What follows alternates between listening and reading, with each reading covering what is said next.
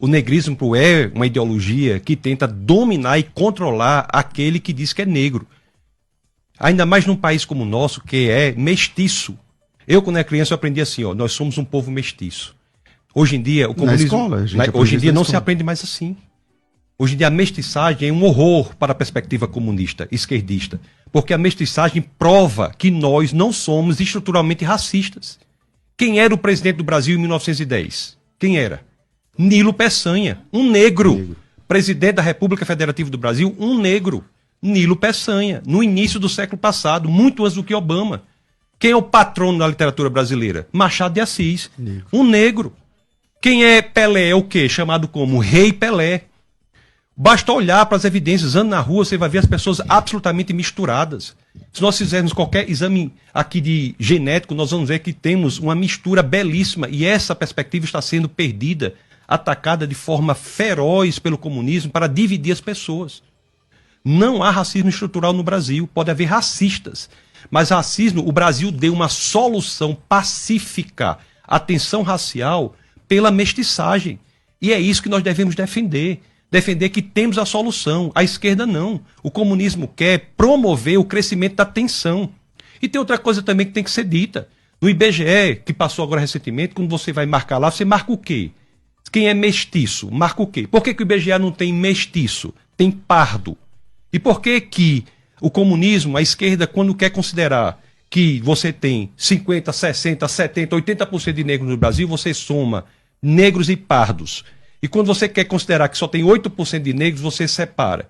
Se você vai dizer qual é a porcentagem de negros... Depende da pauta, né? Qual é a população carcerária de negros no Brasil? Somam-se negros e pardos. E quem é pardo? Pardo é mestiço, por exemplo, de brasileiro com japonês. Não, eu no meu registro sou pardo. Então você será considerado para a população negra carcerária e será desconsiderado para a população negra na alta administração federal, por exemplo. É claro. Vá para o Brasil profundo, vá para o Brasil real, vá lá no sertão do Nordeste, vê se tem essa pauta negrista, racista, feminista, indigenista. O Brasil real não tem isso, o Brasil verdadeiro não tem isso. Isso é neocolonização ideológica para dominar o povo. A mesma coisa a mulher. A mulher não é feminista. Quem gosta do feminismo é a feminista, não a mulher. Quem gosta do indigenismo é o indigenista, não o índio. Quem gosta do negrismo é o negrista, não o negro. Porque essas pessoas são escravizadas por esses movimentos ideológicos.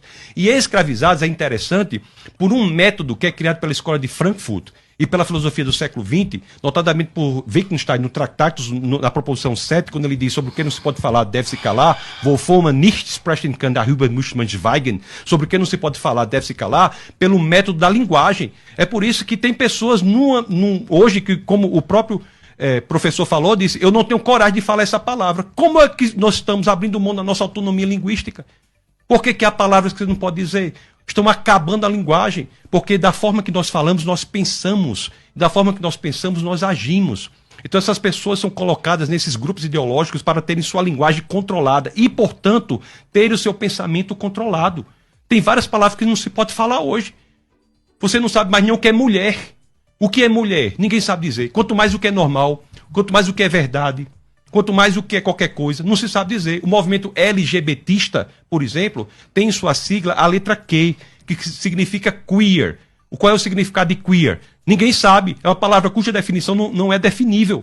Isso é para atacar ferozmente a capacidade linguística da população e, portanto, a capacidade de pensamento. O homossexual é vítima do LGBTismo. Considera a situação do ex-deputado federal, hoje já falecido, o senhor Clodovil Hernandes. Colocava sua opinião independente, notadamente homossexual, colocava sua opinião independente e era fortemente atacado pelos demais. Então nós temos que ver isso. As crianças estão sendo destruídas também por essas mesmas pautas. A diferença que tem, quando é que se sabe que é loucura e que não é? Nas evidências. Nas evidências. Vamos para as evidências. A escravidão é uma coisa horrível. Extirpa a dignidade do ser humano. Mas a escravidão não tem nada a ver com questão racial, não.